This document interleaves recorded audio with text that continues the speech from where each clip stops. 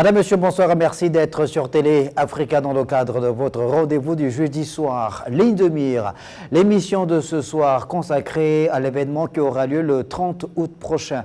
Tchibanga accueille la célébration de la deuxième édition de la Journée nationale de la libération, première édition dans le cadre de cette célébration désormais tournante. C'est le 12 août dernier que le gouvernement avait donc fait l'annonce de la célébration désormais tournante de la fête de la libération.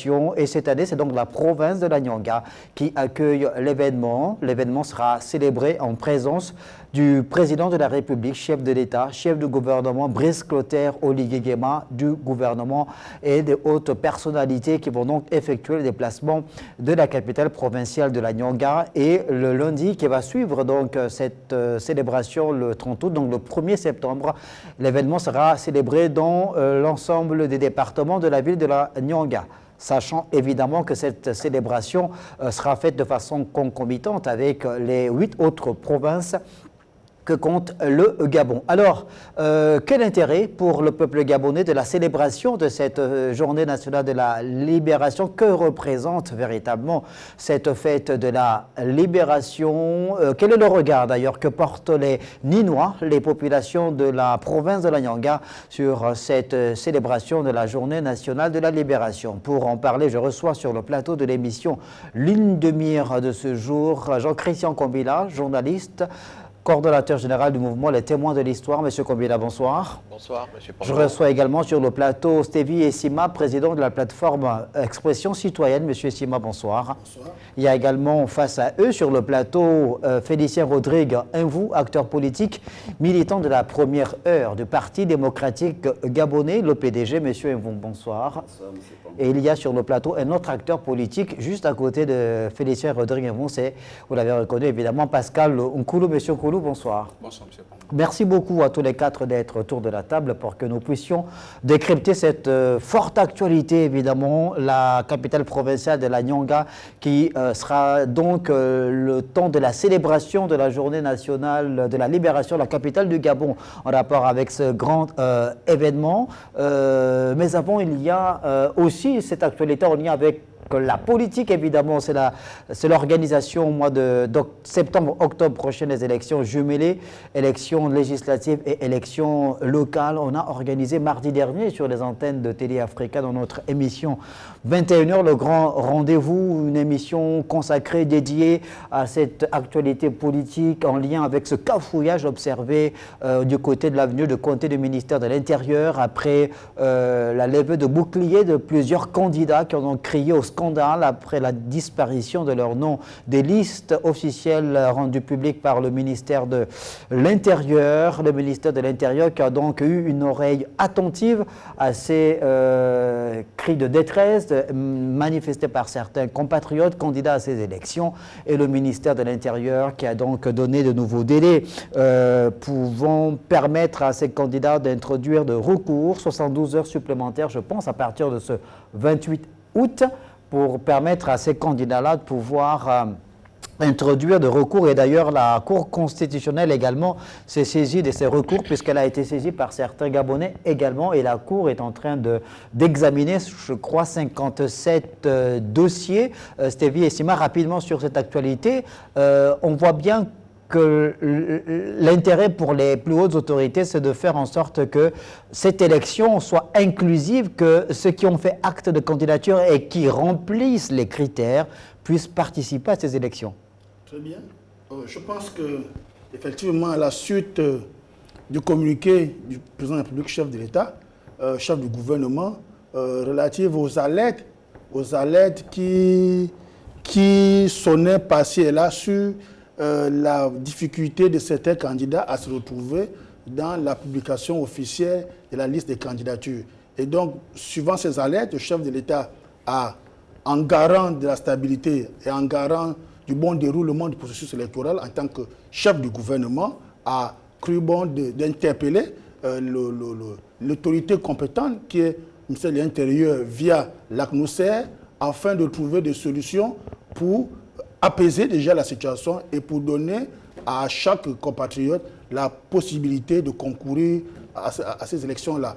Il faut dire que ces démarches rentre dans le cadre d'une démarche patriotique. Parce que là, on sort là de l'extra-réglementation, puisqu'on a déjà vu une publication des listes de candidats et 72 heures de possibilités de recours, telles que stipulées par la loi. Je pense qu'avec l'actualité déferlante sur les réseaux sociaux et sur la place publique et le communiqué du chef de l'État, le ministère de l'Intérieur a cru bon d'apaiser le jeu et surtout de donner la possibilité à ceux qui le peuvent encore de se reconnaître et de pouvoir compléter leur dossier pour que chacun puisse concourir, parce que la démocratie, c'est aussi l'expression de la multitude et de la diversité politique. Pascal Nkoulou, alors après publication de cette liste par le ministère de l'Intérieur, rendue publique notamment par le quotidien L'Union de ce 28 août 2025, on a vu qu'il y a certaines listes, certains candidats qui avaient vu leur nom omis, qui ont retrouvé leur nom. Donc le délai supplémentaire accordé par le ministère de l'Intérieur est une bonne chose pour ces autres candidats-là qui gardent encore espoir. Oui, écoutez, moi je crois que de façon générale, il faut considérer les responsabilités du ministère de l'Intérieur et tirer les leçons des situations vécues. Je crois que davantage, il faut qu'on apprenne à faire les choses de la manière la plus ordinaire qui soit. Ça ne sert à rien de vouloir à la fois rendre complexes les situations et s'entourer d'un ensemble d'outillages qui, au résultat, se révèle être inefficace. Aujourd'hui, la démonstration est faite de ce que tout ce qui a été commenté en termes de présentation, d'efficacité, de résultats obtenus, n'a pas donné les résultats escomptés. Il a fallu donc que le président de la République s'investisse de manière à recadrer les choses. Et c'est extrêmement grave parce que l'administration devrait normalement fonctionner. D'accord, mais on a quand même une administration qui réagit, qui est au taquet. Il y a davantage de noms qui avaient été omis que l'on retrouve sur les listes. Les candidats en question le disent et sont satisfaits. Donc on peut espérer que les choses s'améliorent d'ici la date butoir du nouveau délai accordé par le ministère de l'Intérieur. Donc vous semblez rester focus sur votre posture qui consiste à rendre absolument responsable le ministère de ses limites, de ce cafouillage qui a eu lieu. On a bien compris, bon, le ministère se rattrape. Je pars du principe que lorsque l'on fait un constat, il faut tirer les bonnes leçons. Ça ne sert à rien de considérer des choses de manière euphémiste. Il faut tirer les bonnes leçons. Parce que ça permet quoi? Ça permet à toute la chaîne, dans le fonctionnement de l'efficacité en but, en termes de résultats, d'assumer. Vous savez, c'est extrêmement grave. Un dossier qui disparaît entre une commission locale et la centralisation au niveau du ministère de l'Intérieur, c'est que des gens travaillent sans intérêt aucun, sans engagement patriotique. Monsieur Issima dit, c'est un engagement patriotique. Mais l'engagement patriotique vise justement à être rigoureux dans l'exercice de ses fonctions, aussi minimes soient-elles. Aujourd'hui, on nous dit, on donne un délai de... Non, il faut aujourd'hui réafficher de manière générale tout le processus du calendrier électoral en le décalant. Ça veut dire quoi? Ça veut dire qu'aujourd'hui, si vous avez... On revoit les dates, l'organisation. On revoit les dates de début de campagne, les dates de début de la tenue du scrutin, pour qu'il y ait une meilleure sérénité. Aujourd'hui, tout le monde court. Il ne faut pas courir. Cette élection est importante pour notre pays, parce qu'elle va constituer à la fois la responsabilité de ceux qui vont voter des lois et vont constituer des gens qui vont gérer la proximité au travers des assemblées locales. Donc, il faut que les gens aillent sereinement et que les populations puissent bien s'investir. Dès lors qu'il y a ces interrogations majeures, les gens se disent, bon, est-ce que le scrutin maintenu aux dates va être... Jusque-là, c'est maintenu aux dates. Félicien Rodrigue, est-ce que vous pensez qu'il est souhaitable pour permettre à ce que ces différents candidats qui ont introduit des recours aient gain de cause ou qu'ils participent à ces élections aux dates indiquées, ou peut-être donner davantage le temps au ministère de l'Intérieur de faire son travail de façon efficiente, qu'il faudrait peut-être, comme le dit Pascal Nkoulou, repousser les dates de l'organisation des élections. 2 semaines, 3 semaines, 1 semaine, vous pensez que c'est possible? Ou c'est souhaitable, c'est préférable? Non, je ne pense pas. Déjà, il faut d'abord recadrer les choses dans leur contexte. Moi, j'étais au dialogue. Le dialogue avait préconisé que l'ensemble des élections soient reprises de main par le ministère de l'Intérieur. Or, à notre première expérience, qui a été celle de la première élection que le peuple souverain, c'est le vote de la Constitution, donc le vote référendaire, nous avons vu les premières limites, de l'organisation des élections. Et comme c'était... À quel niveau? Nous avons vu les limites dans le sens que, juste après le vote référendaire, l'ACER n'a pas rendu un compte rendu public de la manière dont l'organisation référendaire s'est passée. On s'est tous félicités, toutes les forces se sont juste félicitées, mais sans qu'on sache quels ont été les écueils. Et ces écueils ont été poursuivis à l'élection présidentielle. On a eu une élection présidentielle ouverte où l'ACER, c'était une circonscription électorale, la même chose comme le référendum, qui était le territoire national. On n'a pas pu voir les failles. Or, ouais, mais vous n'avez donné aucun élément probant sur les limites organisationnelles du processus électoral. C'est quand même une élection présidentielle qui a été observée ou qui a vu la présence de plusieurs observateurs internationaux et nationaux. Et d'un point de vue général, tous les observateurs ont jugé cette élection transparente, organisée dans des bonnes conditions. Oui, les conditions, oui, le retard d'ouverture des bureaux de vote. Non, c'était des retards, c'était des problèmes d'organisation plus ou moins mineurs, mais moi je parle ici... Sans commune mesure avec ce qu'on a eu en 2023. Oui, là n'est pas le problème. Non, mais si, il faut faire le parallèle entre ce qu'on a observé le jour du vote, le 27 août, corrigez-moi si je me trompe, 2023, l'élection présidentielle et législative, 26 août 2023, et ce qu'on a vécu le 12 avril dernier. En 2023, c'est un véritable cafouillage sur l'ensemble du territoire. C'est un échec patent et cuisant vécu sur l'ensemble du territoire. Il ne s'agit pas de revenir sur la comparaison. Mais si, parce que là, vous êtes en train de nous dire que l'élection du 12 avril a été mal organisée. Il faut me suivre. Je voulais en venir au début. Pourquoi? Parce qu'à l'élection présidentielle, du 12 avril, nous avons hérité. Je vous ai dit que nous sortions du dialogue. Nous n'avions pas encore nous avions modifié 35 dispositions. En fait, quand je dis nous, le gouvernement de la transition, à travers l'Assemblée nationale de la transition et le Sénat de la transition, ont modifié 35 dispositions de notre code électoral, en le rendant un peu plus cosmétique, mais sans regarder les problèmes de fond. L'impact de cette modification sur le processus organisationnel, c'est lequel? C'était quoi? Avant, qu'avons-nous? Avant, on avait les commissions électorales permanentes. Là, j'en viens sur le vif du sujet. Or, qu'est-ce que le gouvernement de la transition nous a proposé pour l'élection présidentielle? Ils nous ont proposé la création, qui n'a pas été dite pendant le dialogue, de l'atmosphère. L'atmosphère, c'est quoi en réalité quand vous observez pour mieux comprendre la situation actuelle? L'atmosphère est une structure indépendante qui est une forme de gendarme auprès du ministère de l'Intérieur.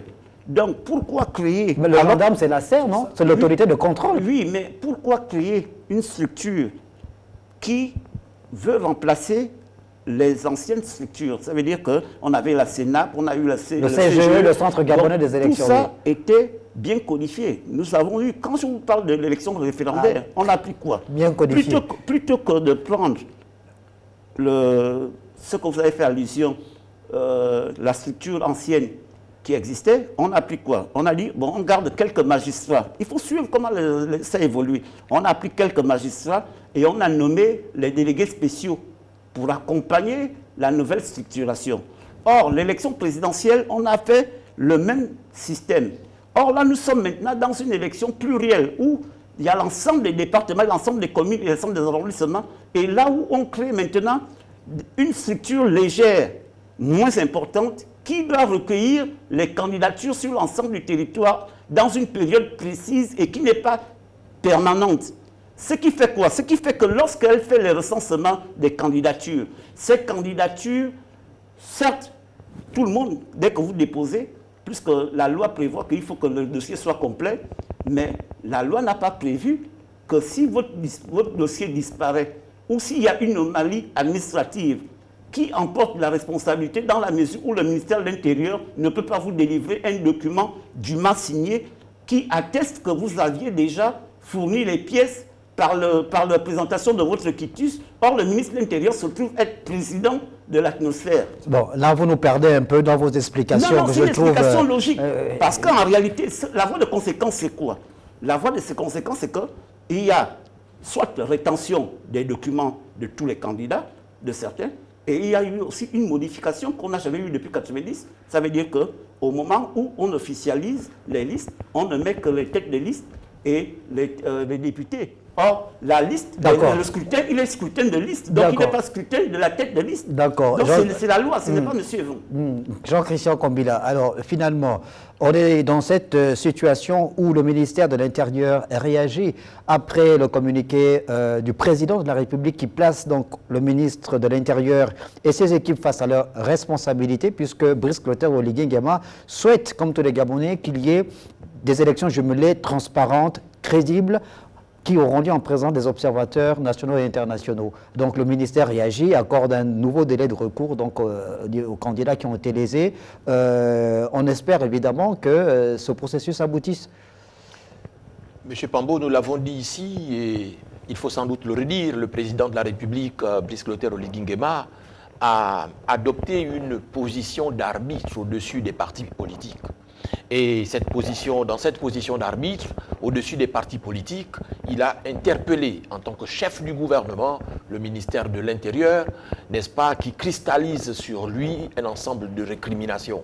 Et donc aujourd'hui, on ne peut que se féliciter de ce que ces cris d'orfraie aient été entendus par le ministre de l'Intérieur, et on espère que le délai qui a été accordé cette fois-ci, bien que ce délai-là soit critiquable du point de vue de la réglementation en vigueur, n'est-ce pas? On espère que ce délai-là sera suffisant, n'est-ce pas? Encore que dans le communiqué, j'ai l'impression...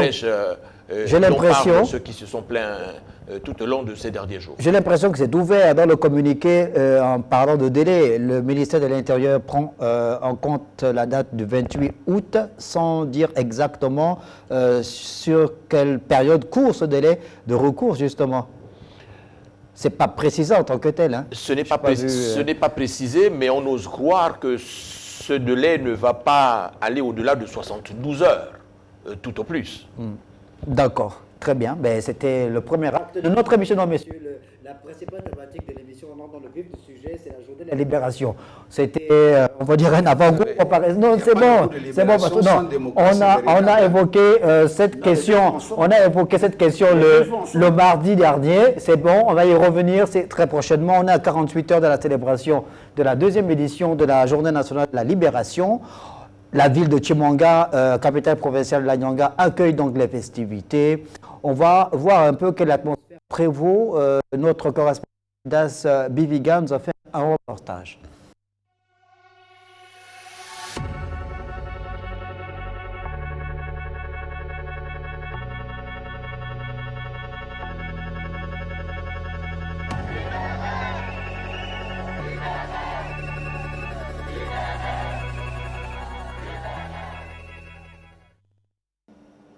L'ambiance est déjà à la fête. Les rues bondées provoquent des embouteillages monstres au point qu'une mamie peine à traverser la route. Pendant ce temps, le vendeur de drapeaux et les commerçants affichent des sourires. Les clients affluent et les chiffres d'affaires grimpent. La population vit pleinement l'attente de cette grande célébration. Nous avons les clients. Poudi, vraiment. Les clients, on ne veut même plus qu'ils partent. Ils doivent rester ici. En ce moment, on a un peu de clients, mais on veut plus que ça. Parce qu'il y a eu tellement de monde, on voit beaucoup de voitures, beaucoup de circulation, mais on veut vider nos congélateurs. Pour mieux vendre, il faudrait qu'il y ait beaucoup de population. Là, il y a la population, on vend très bien, mais quand ils vont partir, ce sera encore sec. En ce moment, la ville est en ébullition. J'ai l'habitude de venir à Chibanga, mais là, il y a même l'embouteillage. C'est super. Je sortais d'Ingili là et on me dit il y a eu coup d'État. Je dis comment ça, c'est faux, c'est une blague.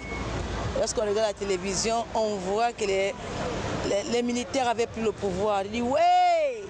Dans la ville, tous les véhicules se ressemblent, sauf les taxis avec leur couleur vert-blanc qui ont du mal à accepter des clients pour un tarif de 100 francs. On veut profiter de ce pas pour augmenter son chiffre d'affaires et ça marche très bien. Il y a le tarif de 100 francs, on te dit 500, tu es obligé, c'est un peu ça, mais ça bouge. Il y a les clients, la ville bouge, il y a le mouvement, vraiment. Là on est content, vraiment, on est content. Si ça pouvait rester comme ça, vraiment. Ils sont plus de 3000 âmes présents à Tchibanga et chacun tente d'avoir une place pour ce 30 août. Voilà l'effervescence donc qui s'est emparée de la ville de Tchibanga. Mais quel regard portent donc les Ninois sur la célébration de cette fête de la libération? Qu'est-ce que cette journée de la libération représente réellement pour ces populations de la ville de Tchibanga? Tentative de réponse dans ce micro-trottoir réalisé par Jeff Manyanya et Priscilla Mwanda. C'est un sentiment de joie. Un sentiment de joie parce qu'il sait pertinemment que le peuple ninois l'affectionne énormément. C'est la raison pour laquelle il a eu des résultats assez exceptionnels, non seulement en partant du référendum et aux élections présidentielles. Donc il sait que commémorer avec les Ninois ce 30 août-là serait une chose exceptionnelle, non seulement pour eux, mais également pour lui, on l'espère. Le 30 août pour nous les Ninois, c'est la date de notre indépendance, de notre sortie de l'ombre. Parce que le régime PDG nous a vraiment oubliés. Mais avec la 5e République, avec les militaires, nous sommes très heureux.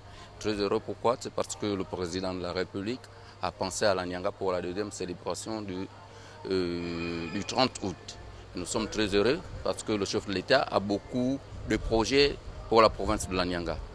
Voilà pourquoi la Nyanga se met derrière le président de la République pour le soutenir jusqu'au bout. Que tous les projets prévus pour la Nyanga soient réalisables et réalisés. Écoutez, c'est tout un privilège. C'est la date de la libération de notre pays. Vous savez qu'on avait déjà passé près de 60 ans dans un système qui malheureusement nous a comprimés. Alors, l'avènement du 30 août à travers nos frères d'armes, particulièrement les militaires, à la tête desquels a été à cette époque le général président, Brice Clotaire Oligui Nguema, devenu aujourd'hui civil, n'est qu'une bonne chose. Donc ça veut dire que pour les Ninois, c'est l'occasion pour nous de nous associer à tous les compatriotes, à tous les Gabonais, à toutes les Gabonaises épris de paix, pour nous rappeler, nous souvenir de ce jour qui a été pour nous un jour de libération. Oui. Écoutez, un sentiment de joie, comme vous pouvez l'imaginer. Le 30 août a été célébré l'année dernière alors que la Constitution n'avait pas encore été votée, n'avait pas encore été promulguée. Pour la première fois dans le cadre de la Nouvelle République ou encore de la 5e République, la province de la Nyanga est choisie comme ça par le chef de l'État. C'est un honneur et c'est un grand privilège. C'est d'ailleurs pourquoi nous croyons que nous mettrons les petits plats dans les grands plats afin que la fête soit très très très belle. Voilà, Stevie et Simon, vous venez de suivre donc ces réactions de ces Ninois en rapport avec la célébration de cette journée nationale de la libération dans la province de la Nyanga. On a pu retenir des propos qu'on vient d'écouter que les Ninois disent clairement que cette journée de la libération est une journée importante pour ces populations qui estiment avoir été oubliés pendant plusieurs décennies par l'ancien régime et ils voient en cette journée du 30 août une véritable rupture avec l'ordre ancien. Est-ce que vous comprenez leur posture? Très bien. Effectivement, sans être Ninois, je suis d'avis avec ce que les Ninois ressentent comme désenchantement ou du moins ont observé comme marginalisation depuis le règne de l'ancien régime. Il faut dire que Tchibanga est l'une des capitales provinciales les moins développées de notre pays et pourtant c'est une province qui regorge de potentialités à la fois culturelles, touristiques et historiques et malgré ça, l'ancien pouvoir n'a pas jugé utile de développer cette partie du Gabon et les fils de la Nyanga en ont payé le prix fort parce que la Nyanga, historiquement, a toujours été perçue par l'ancien pouvoir comme étant une partie du Gabon réfractaire au régime sortant, notamment avec les événements historiques de 1958, avec le non au référendum. Donc, ce marqueur qui a fait date dans la marge de notre histoire a un peu rendu réfractaire les autorités de l'époque quant à leur propension à développer cette ville du Gabon. Aujourd'hui, c'est un espoir. En réalité, ce qui est dit ici, c'est une manière pour les Ninois de faire revivre l'espoir. Parce que jusqu'à présent, ils n'ont pas encore commencé à sentir les fruits de cette transformation, mais au moins l'espoir renaît de nouveau. Et en toute chose, chaque rêve se nourrit d'espoir. Et donc, vivement que le cadeau historique que le chef d'État fait à la Nyanga en faisant célébrer la première fête tournante ou rotative du 30 août dans cette province-là doit pouvoir permettre à cette province de capter toutes les niches. Ça veut dire que nous ne devons pas simplement aller dans le cadre de symbole, c'est-à-dire de la célébration, comme cela a été fait avant, pendant les fêtes tournantes de l'indépendance. Il faut que la province de la Nyanga et la ville de Tchibanga trouvent, n'est-ce pas, les opportunités durables d'après la fête, dans la propension de désormais dire aux Ninois que la 5e République, c'est une république où toutes les parties du territoire national comptent pour l'unité nationale. On ne peut pas parler d'unité nationale avec une disparité aussi criarde en termes de niveau de développement des provinces. Il faut donc amener chaque partie du Gabon à escompter le même niveau de progrès, le même niveau de développement. Simplement qu'il faut rappeler aux autorités que cette célébration ne doit pas rester dans le cadre symbolique. Il faut créer des possibilités pour la Nyanga et notamment pour Tchibanga pour que cette célébration fasse date d'ici 1 an, 2 ans, 3 ans, 4 ans, qu'on dise que la Nyanga a connu un essor véritable ou une tentative de progrès grâce à la célébration de cette fête tournante du 30 août dans cette belle province du Gabon. Alors, Pascal Nkoulou, cette fête de la libération est une fête nationale. C'est Tchibanga qui l'accueille cette année dans le cadre de cette célébration désormais tournante voulue par le président de la République. Mais elle va se célébrer au même moment sur l'ensemble du territoire puisqu'il y aura des manifestations en termes de prise d'armes, de levée des couleurs dans les 8 autres provinces du Gabon. En parlant de retard constaté dans le développement au niveau de la province de la Nyanga, c'est tout aussi valable dans les 8 autres provinces du Gabon, dans certaines localités. Si on va dans la province du Wellington, on a Medouneux et Minvoul qui sont deux symboles de deux régions qui sont très en retard en termes de développement. C'est valable dans la province de la Gounié, si on va à Mimongo, si on va à Malinga, si on va dans le département de la Boumi-Lueti, en Bigou. C'est pareil dans le Haut-Goué, si on va à Aboumi, si on va à Onga, qui sont même Boumango, qui sont évidemment des localités également très en retard. Et cette année, les fêtes tournantes en rapport avec la journée de la libération pour Brice Clotaire Oligui Nguema, c'est surtout l'occasion de faire le point sur, d'évaluer, faire le point sur les chantiers qui ont été initiés dans la province de la Nyanga et qui sont très nombreux dans les 6 départements. Moi, je crois que, vous savez, si nous avons considéré le 30 août pour ce qu'il devrait désormais représenter, il faut sortir des éléments symboliques. Il faut réellement s'investir. Le 30 août, pour les Gabonais, représente le retour à une gouvernance normale.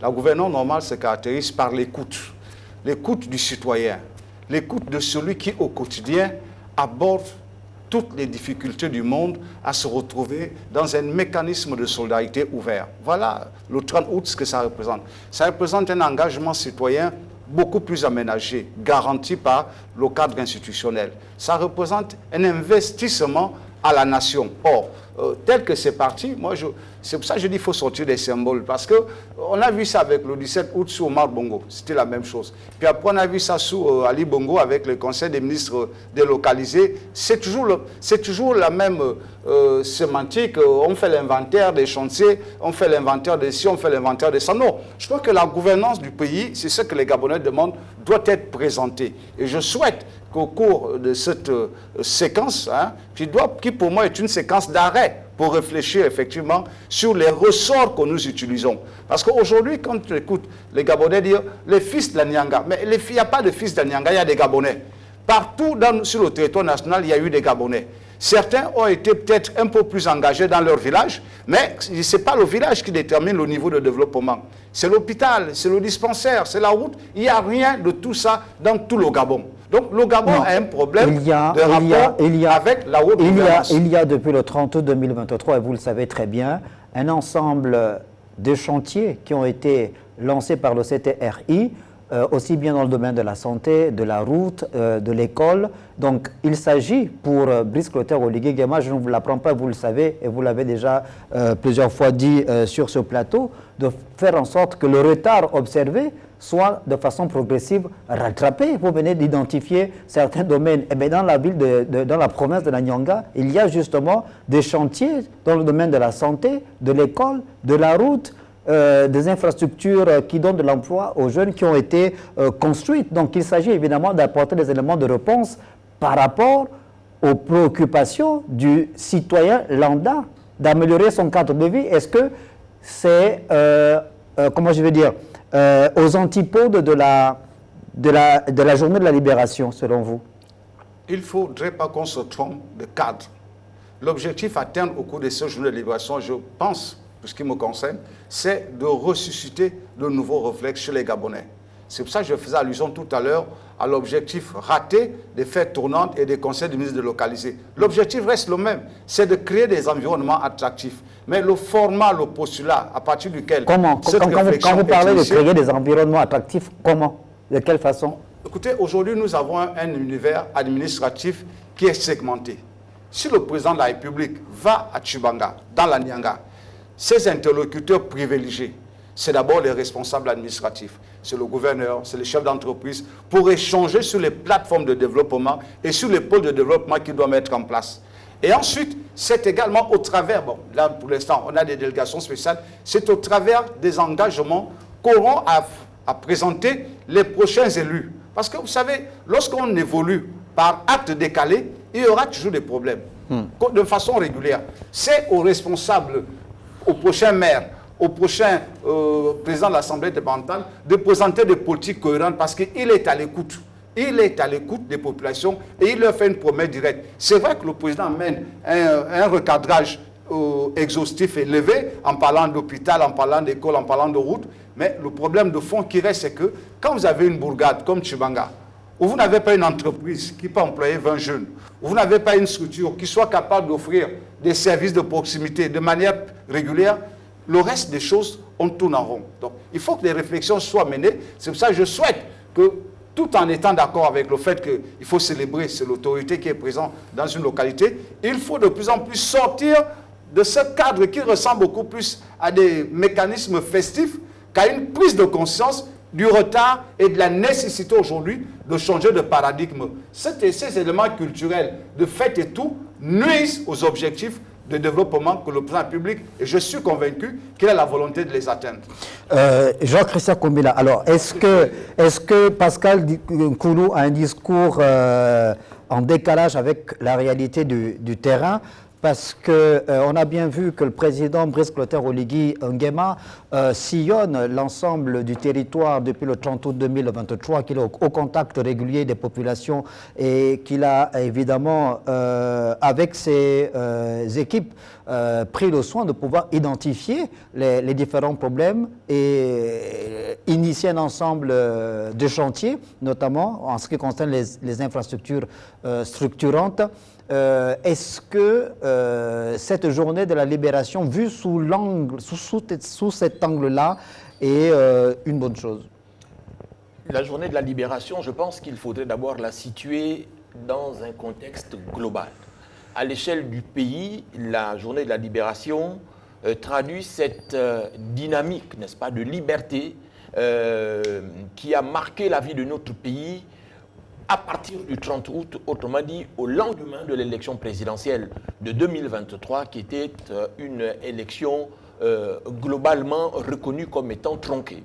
Et donc, avec l'avènement de la journée de la libération, autrement dit de la fête de la libération, on voit bien qu'au plan politique, n'est-ce pas, cela s'est concrétisé avec la participation massive au référendum, lors de la consultation référendaire sur la Constitution et lors de l'élection présidentielle du 12 avril 2025.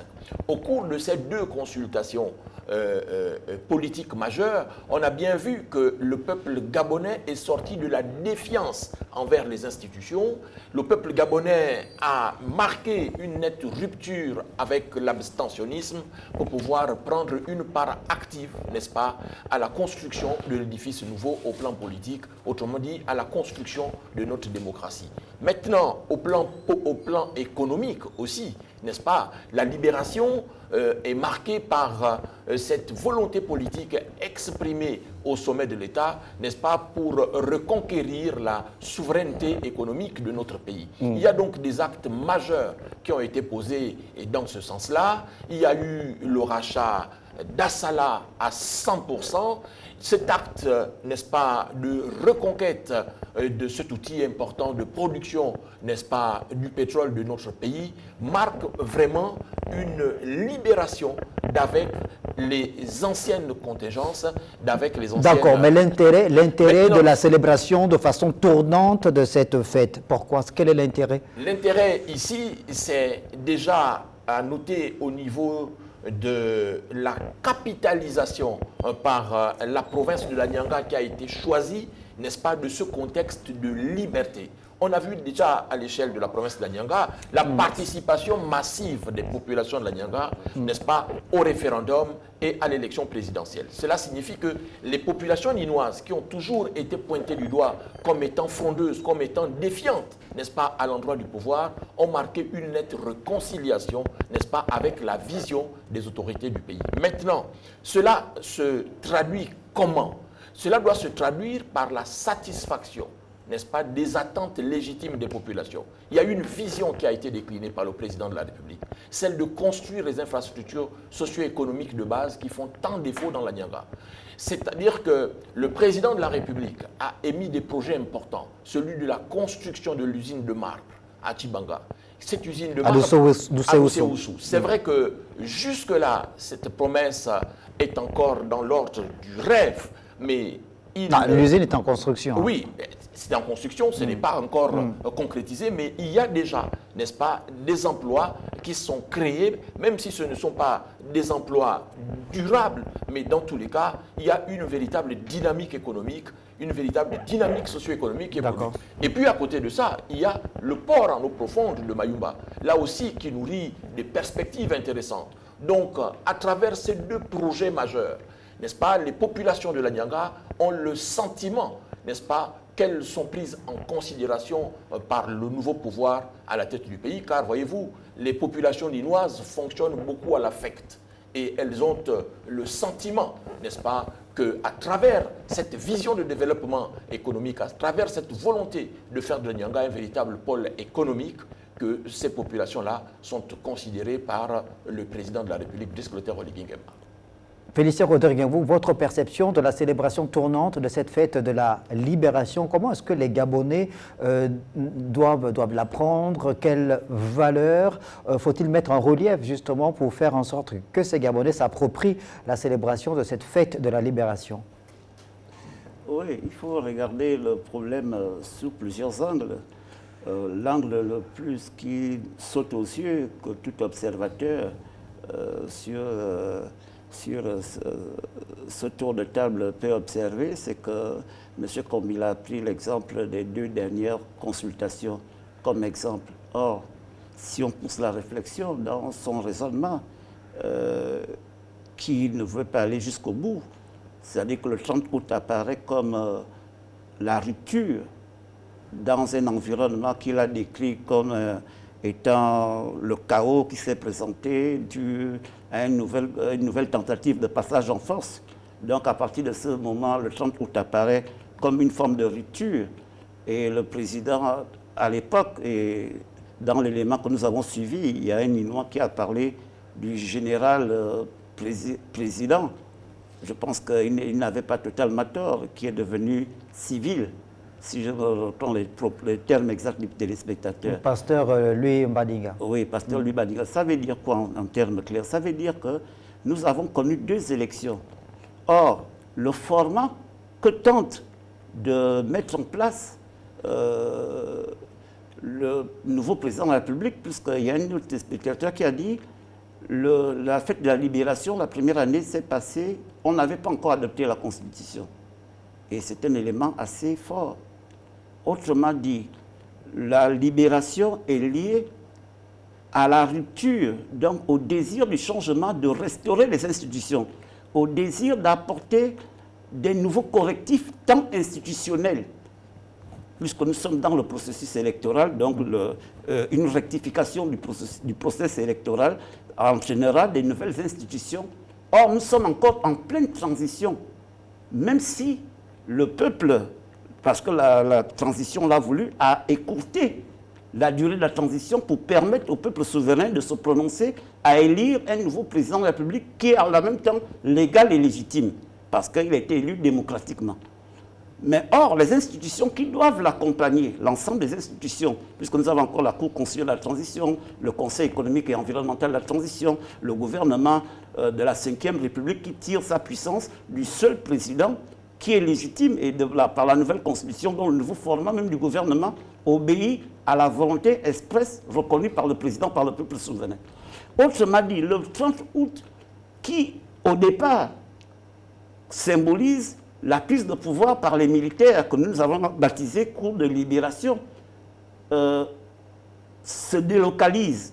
À partir de ce moment, on peut se poser la question, quelle est la gouvernance, quel est l'état de la gouvernance pour amener ce format de la délocalisation? Est-ce pour faire en sorte qu'on symbolise plus les militaires qui ont pris le pouvoir, ou on symbolise et on fait une orientation qui est donnée au peuple gabonais pour faire en sorte qu'on puisse se souvenir qu'il y a eu un 30 août, et à partir de ce moment, si c'est au stade du souvenir, c'est dans le cœur de tout un chacun, parce qu'en réalité, la libération va de pair avec la gouvernance. La libération va de pair avec le vivre ensemble, avec le sentiment patriotique. Est-ce que ça vous coupe? Est-ce que ça veut dire que pour vous, il y a comme une forme de message subliminal qu'on est en train de faire passer dans le conscient collectif quand vous parlez de la présence des militaires, puisqu'on sait que cette journée de la libération est fortement marquée par un défilé militaire très important aussi. Est-ce que c'est un message subliminal que vous êtes en train de faire passer, comme quoi les autorités actuelles font passer l'armée au-devant de ce que le Gabon représente en termes de quoi? Lorsque je peux dire en tant que moi et vous, j'assume toujours mes propos, je constate que dans le dispositif constitutionnel, désormais les militaires et les hauts magistrats peuvent désormais s'immiscer dans l'action politique qui était réservée exclusivement avant aux civils que nous étions. Donc ça, c'est un fait irréfutable que personne ne peut contester. Donc maintenant, je dis maintenant, les citoyens s'expriment. J'ai suivi les citoyens gabonais s'exprimer, qui étaient les Ninois particulièrement. Ils ont sorti des choses. Et la vérité se trouve dans les détails.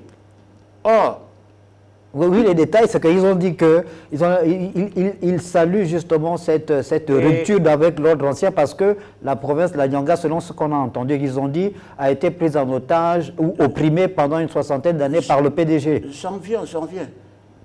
Mais ça ne vous intéresse pas? Non, ça m'intéresse. Pourquoi? Je vais en parler. Mais la gouvernance, ici c'est la gouvernance qu'il faut regarder. Parce qu'en réalité, le coup de libération, à mon sens, personnellement, mais l'acte héroïque que le président Oligui a posé est un acte extrêmement fort.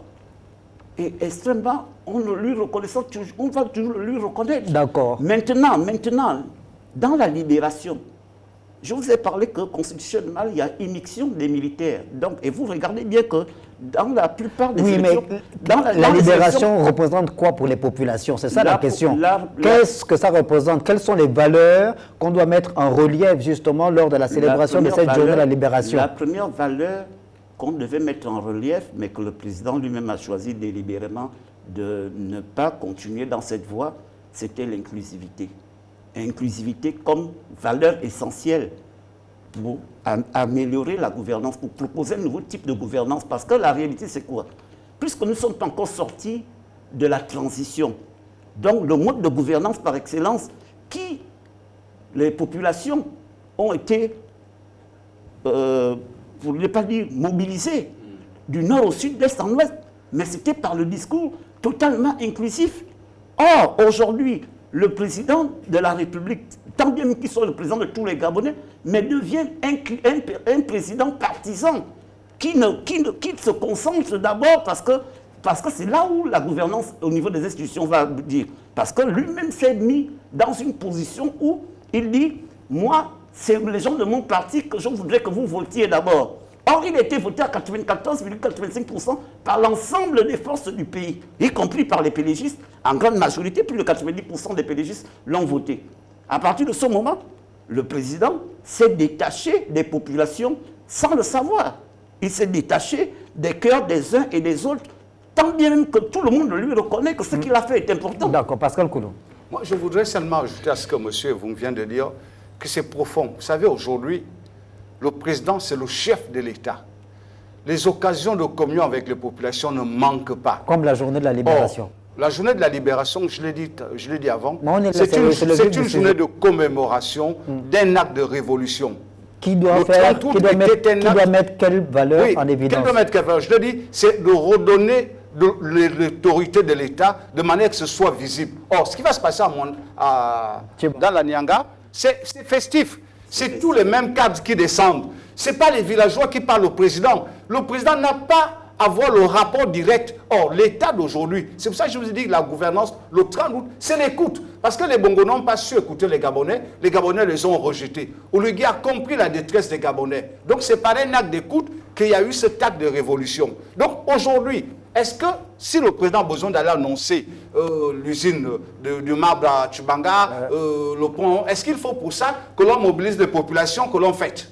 Où est l'État? Voilà ce que les Gabonais recherchent. Le président parle à Mouila, le gouverneur, le préfet, les responsables des structures, et puis les populations disent « Oh, donc le président était ici. Ah, il a dit ça, il a dit ça. » Et ça commence. C'est cet État. Donc c'est cette marche normale de l'État que nous réclamons. C'est ce qui nous a fait plébisciter le 30 août. Et c'est cette même logique qui a conduit au 94% de l'Uruguay. Or, quand monsieur, je vais vite, quand monsieur Combina Jean-Christian dit, les gens se sont accaparés. Je mets même au feu que ce n'est pas la ménagère, ce n'est pas la femme qui vendait au marché qui verra le président. C'est les mêmes ministres, c'est les mêmes députés de la transition. Donc, à la limite, il y a une sorte d'étouffement. Or, ces gens-là n'impactent pas au quotidien des vues des populations. C'est pour ça que je vous ai dit tantôt que ce qu'il faut, c'est que c'est la responsabilité de ceux qui vont conduire les élections locales d'avoir des politiques cohérents d'exécution pour que la misère sorte. Là, c'est la fête. Jean-Christian Kombila, alors il y a évidemment, pour donner suite aux propos de Pascal Nkoulou,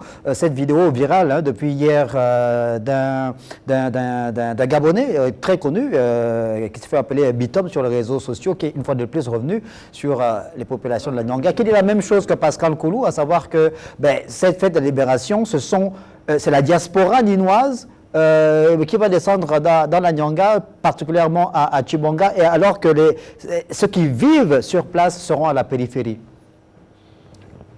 Ces propos ne manquent pas de sens.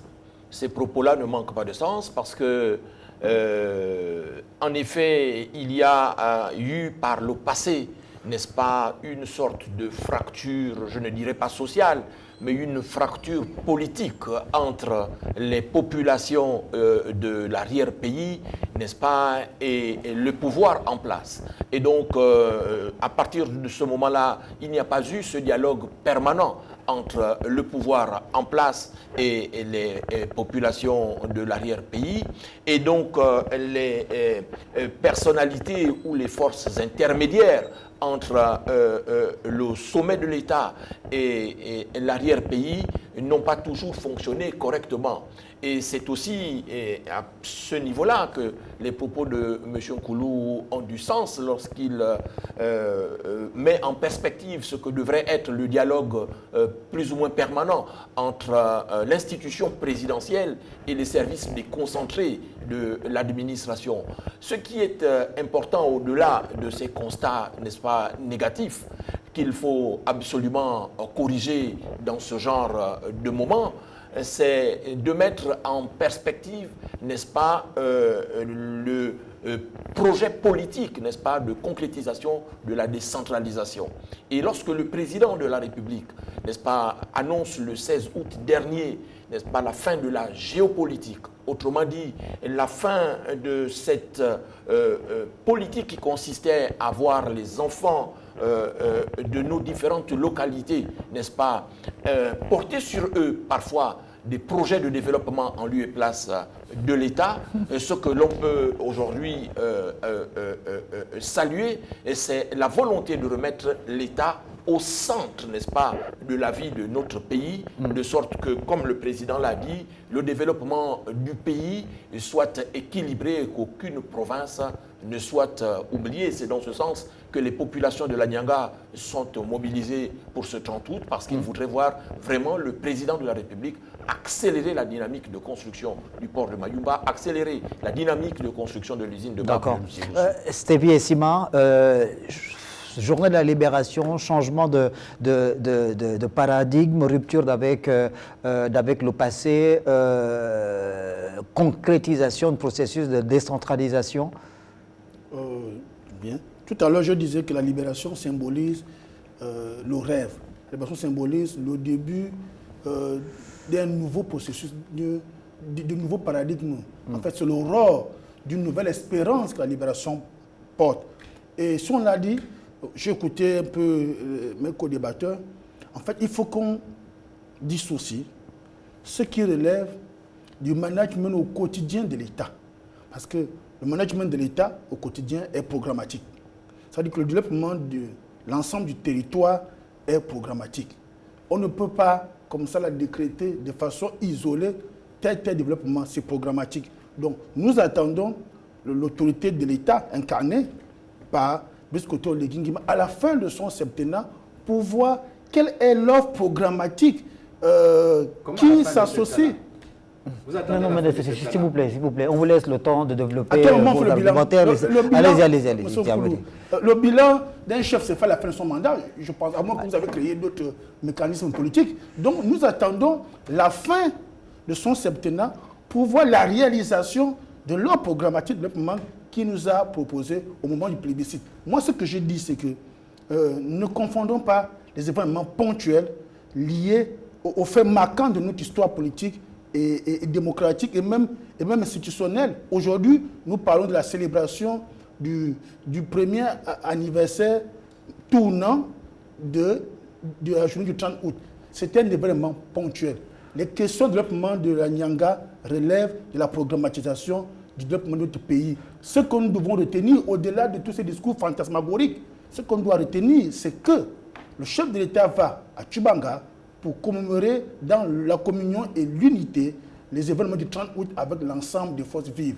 Et simplement, au sortir des symboles, il faut que derrière les populations ninoises, parce que quand on dit la diaspora va à Mayumba, va à Tchibanga, ben oui, c'est la diaspora qui va à Tchibanga. Parce que la fête du 30 août appartient à tout le Gabon. Mais au sortir de la fête, que va-t-il rester de bénéfique comme opportunité pour les populations de Tchibanga? Et c'est là où on va se retrouver ici pour dire, voilà ce que la célébration du 30 août a apporté à Tchibanga. 1 mois, 2 mois, 3 mois ou 4 mois après, ou bien 6 mois. Donc, n'allons pas très vite en besogne et présager déjà de ce que ce serait simplement une posture féerique et autre. Non, attendons voir les retombées parce que les Ninois attendent au-delà de la fête.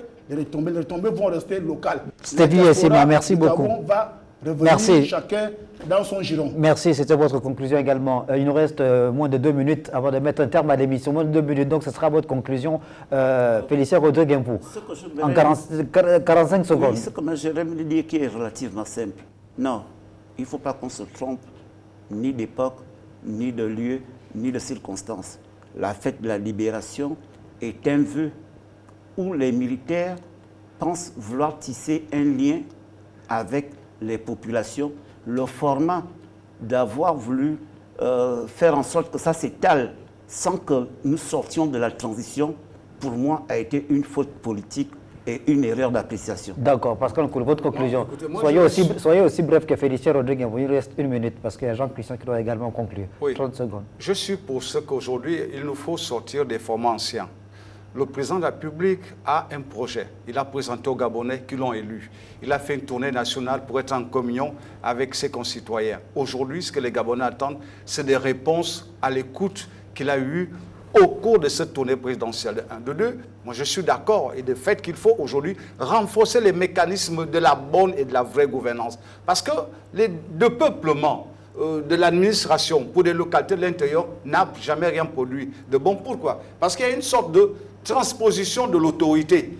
Les mêmes cadres qui ont de l'influence ici vont influencer les populations locales et du coup, il n'y a pas de transmission directe. Il faut donc à ce moment que le chef de l'État lui-même veille à ce que les prochaines élections, il y ait des projets et que la décentralisation qui est le canal par excellence par lequel on peut développer nos localités soit effective. J'espère qu'on n'aura pas à vivre comme les 7 milliards qui ont été dispersés dans toutes les provinces. Aujourd'hui, on est à chercher les uns les autres dans leur maison. La conclusion, s'il vous plaît. La conclusion, c'est qu'il faut que l'État commence à bien fonctionner. Pour l'instant, ce qui se fait là ne me semble pas être suffisamment conséquent.